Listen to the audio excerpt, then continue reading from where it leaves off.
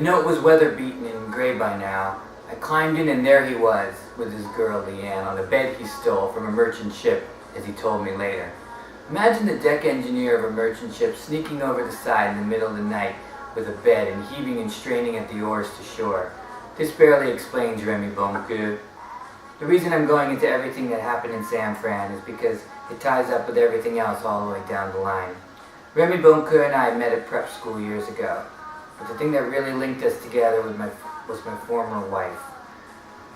Remy found her first. He came into my dorm room one night and said, "Paradise, get up. The old maestro's come to see you."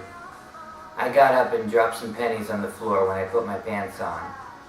It was 4 in the afternoon. I used to sleep all the time in college. All right, don't drop your gold all over the place. I have found the gonest little girl in the world, and I'm going straight to the lion's den with her tonight.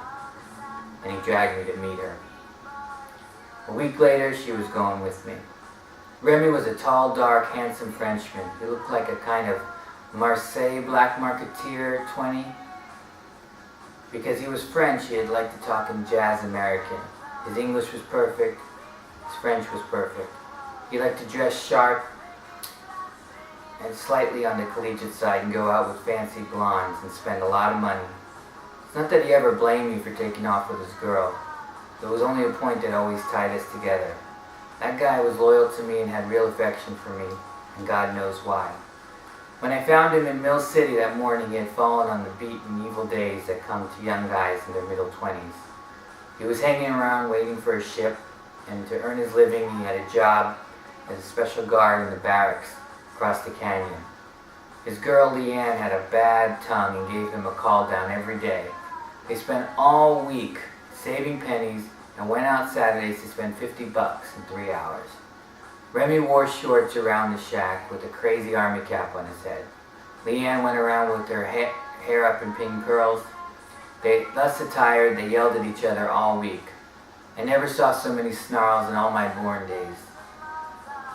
But on Saturday night, smiling graciously at each other, they took off like a pair of successful Hollywood characters and went on to town. Remy woke up and saw me come to the window.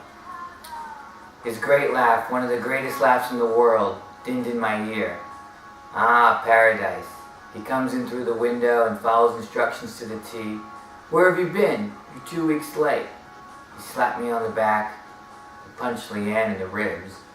He leaned on the wall and laughed and cried. He pounded the table and you could hear it everywhere in Mill City. And that great long "ah" resounded around the canyon. "Paradise," he screamed. "The one and only indispensable paradise."